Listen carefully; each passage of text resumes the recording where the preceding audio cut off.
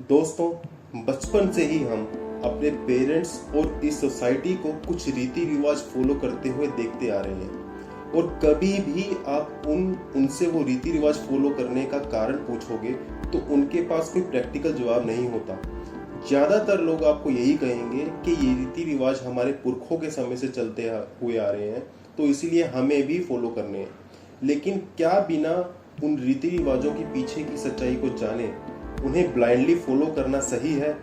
और जो रीति रिवाज पुराने समय में किन्हीं कारण से बने, क्या वो कारण आज भी वैलिड है या नहीं, उन्हें जानने की हमें कोशिश नहीं करनी चाहिए? आइए एक कहानी की मदद से ये समझने की कोशिश करते हैं कि कोई रीति रिवाज कैसे बनता है और कैसे पीढ़ी दर पीढ़ी लोग उसे फॉलो करते हैं। तो एक समय की बात है, एक बार कुछ बंदरों को एक बड़े से पिंजरे में डाला गया और वहां पर एक सीढ़ी लगा दी गई। सीढ़ी के ऊपरी भाग पर कुछ केले लटका दिए गए। उन केलों को खाने के लिए एक बंदर सीढ़ी के पास पहुंचा। जैसे ही वह बंदर सीढ़ी पर चढ़ने लगा, उस पर बहुत सारा ठंडा पानी गिरा दिया गया और उसके साथ साथ बाकी बंदरों पर भी पानी गिरा दिया गया।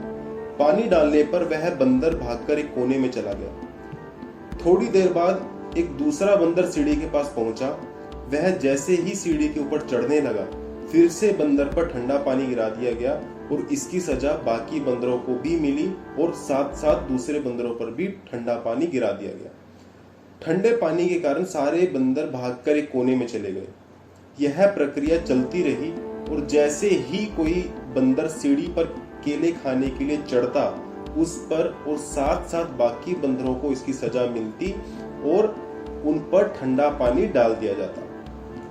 बहुत बार ठंडे पानी की सजा मिलने पर बंदर समझ गए कि अगर कोई भी उस सीढ़ी पर चढ़ने की कोशिश करेगा तो इसकी सजा सबको मिलेगी और उन सभी पर ठंडा पानी डाल दिया जाएगा। अब जैसे ही कोई बंदर सीढ़ी के पास जाने की कोशिश करता तो बाकी सारे बंदर उसकी मिलकर पिटाई कर देते और उसे सीढ़ी के पास जाने से रोक देते। थोड़ी देर बाद उस बड़े से पिंजरे में से एक बंदर को निकाल दिया गया और उसकी जगह एक नए बंदर को डाला गया। नए बंदर की नजर केलों पर पड़ी। नया बंदर वहां की परिस्थिति के बारे में नहीं जानता था, इसलिए वह केले खाने के लिए सीढ़ी की तरफ भागा।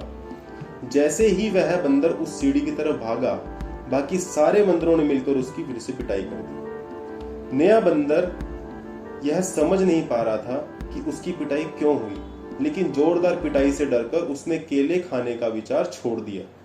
अब फिर से एक पुराने बंदर को उस पिंजरे से निकाला गया और उसकी जगह एक नए बंदर को पिंजरे में डाला गया। नया बंदर बेचारा वहां की परिस्थिति को नहीं जानता था, इसीलिए वह केले खाने के लिए सीढ़ी की तरफ जाने लगा और यह देखकर बाकी सारे बंदरों ने उसकी पिटाई कर दी।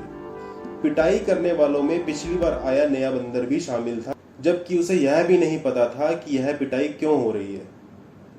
यह प्रक्रिया चलती रही और एक एक करके पुराने बंदरों की जगह नए बंदरों को पिंजरे में डाला जाने लगा और ठंडा पानी भी वहां से हटा लिया गया। अब सीढ़ी चढ़ने पर ठंडा पानी किसी के ऊपर नहीं गिरता, लेकिन जैसे ही कोई नया बंदर पिंजरे में आता और केले खाने के लिए सीढ़ी के पास जाने लगता तो बाकी सारे बंदर मिलकर उसकी पिटाई कर देते। अब पिंजरे में सारे नए बंदर थे जिनके ऊपर एक बार भी ठंडा पानी नहीं डाला गया था। उनमें से किसी को यह नहीं पता था कि केले खाने के लिए सीढ़ी के पास जाने वाले की पिटाई क्यों होती है, लेकिन उन सबकी एक एक बार पिटाई हो चुकी थी। अब एक और बंदर को पिंजरे में डाला गया और आश्चर्य है कि फिर से वही हुआ और सारे बंदरों ने उस नए बंदर को सीढ़ी के पास जाने से रोक दिया और उसकी पिटाई कर दी, जबकि पिटाई करने वालों में से किसी को भी यह नहीं पता था कि वह पिटाई क्यों कर रहे हैं। दोस्तों, हमारे जीवन में भी ऐसा ही हो रहा है। बहुत सारी कुप्रथाएं और रीति रिवाज हमारे चारों ओर फैले हुए हैं। हमें वास्तव में उनका मतलब भी नहीं पता होता, लेकिन हम आंख बंद करके उन पर भरोसा कर लेते हैं। और सारी की सारी गलती हमारी भी नहीं है, क्योंकि जब भी हम कुछ नया या फिर अलग करने की कोशिश करते हैं तो हमारा समाज और आसपास के लोग हमारा मजाक उड़ाने लग जाते हैं या हमारे अंदर डर बिठा देते हैं कि अगर हमने ये रिचुअल फॉलो नहीं किया तो हमारे साथ कुछ गलत हो जाएगा। इसीलिए दोस्तों, चॉइस आपके हाथ में है। क्या आपको एक अंधभक्त बनना है या माइंडफुल होकर लॉजिकली चीजों को समझकर एक्ट करना है। धन्यवाद।